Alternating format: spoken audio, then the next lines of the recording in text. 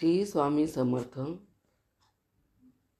अवधूत चिंतन श्री गुरुदेव दत्त. श्री स्वामी समर्थ.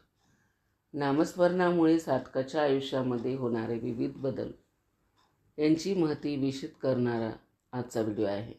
तेव्हा video skip न करता शेवटपर्यंत नक्की पहा. चॅनलवरती जर नवीन असाल तर चॅनलला सबस्क्राईब करा. चला तर मग व्हिडिओला सुरुवात करूया. नामस्मरणामुळे निश्चित चमत्कार म्हणाव्यात अशा घटना आपल्या आयुष्यामध्ये घडत असतात. नामस्मरणामुळे सर्वप्रथम आपण अबोल होतो. आपल्याला एकांताची आवड निर्माण होते. बहुतेक संतांची चरित्रे वाचल्यावर आपल्याला हेच लक्षात येईल की ते सुरुवातीला एकांतात होते, समाजापासून अलिप्त राहत होते. साधना पूर्ण झाल्यावर त्यांनी लोकात मिसळायला सुरुवात केली.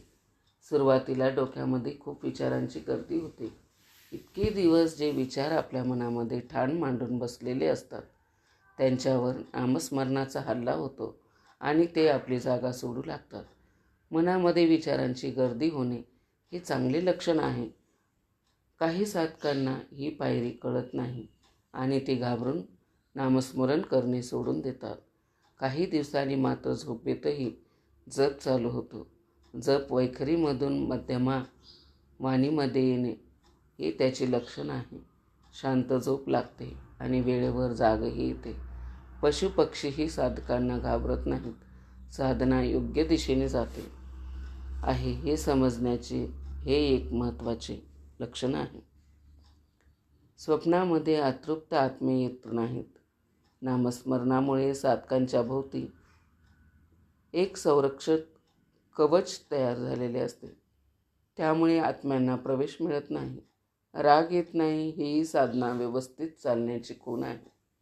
नामस्मरण करूनही जर तुम्हाला राग येत असेल तर तुम्ही नीती नियम पाळण्यामध्ये कमी पडता असा याचा अर्थ होतो. क्रमागणाने कुंडली शुद्ध होत जाते आणि त्या अनुषंगाने घटना घडत जातात. नामस्मरण हे ग्रहावरही मात करणारे आहे. कुंडलीतल्या प्रत्येक स्थानाला नाव आहे.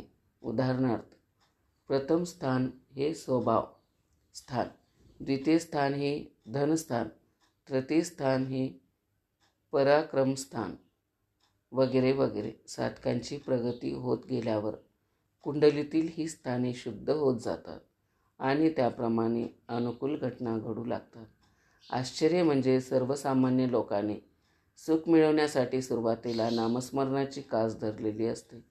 पण जशी जशी साधना पुढे जाते तशी तशी त्यांची वासना कमी होत जाते. नामस्मरणाबद्दल खूप काही सांगण्यासारखे आहे आणि ते जितके सांगावे तितके कमीच आहे.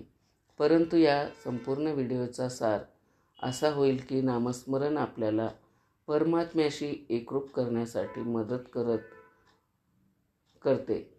चला तर मग आपण सर्वजण नामस्मरणाद्वारे भक्तीमध्ये लीन होऊया आणि शाश्वत सुखाची अनुभूती घेऊया. प्रेमपूर्वक म्हणूया, अवधूत चिंतन श्री गुरुदेव दत्त. श्री स्वामी समर्थ.